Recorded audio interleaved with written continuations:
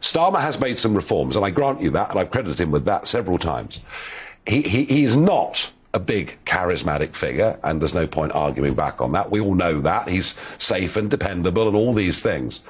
But if he's having to sack shadow ministers, is that a sign of strength or a sign of weakness over the party? Well, I was certainly surprised at that decision. I think I have a lot of sympathy for Transport and Salaried Staff Association. They've been a friend of the Labour Party in many ways, and of course Sam Tarry used to work for the TSSA, and that's one of the unions that's on strike today. So being shadow minister was his shadow rail minister was his dream job. And of course, if you worked for the TSSA, it's entirely reasonable and human that you'd want to go and support the people you represented, ordinary rail workers, on a day like today when they're having their pay cut. I get why Sam Tarry did what he did, but I'm just saying, I just repeat the question.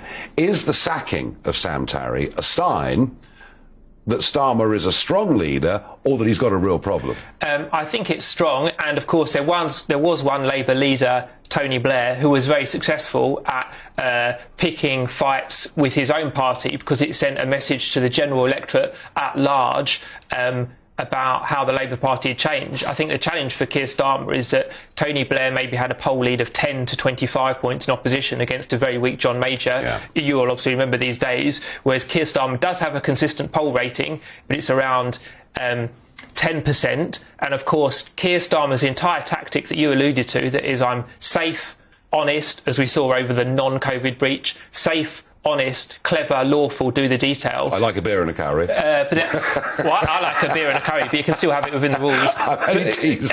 But that message that Keir Starmer had for the electorate will have to be revised pretty sharpish, because Boris is going, and I heard your previous item, Boris is finished to me. So Keir Starmer's pitch, which to me is still compelling, because you know, you can't beat integrity. You've either got it or you haven't. But he'll need to repackage that to the electorate. And I think he wouldn't have wanted a battle like today. But I think the message will be, he's on the side of the general public. As someone inside the Labour Party, I'd say, let's get rid of the language of the division, because that's what the Tories want, and accept the rail workers and the public are the same people.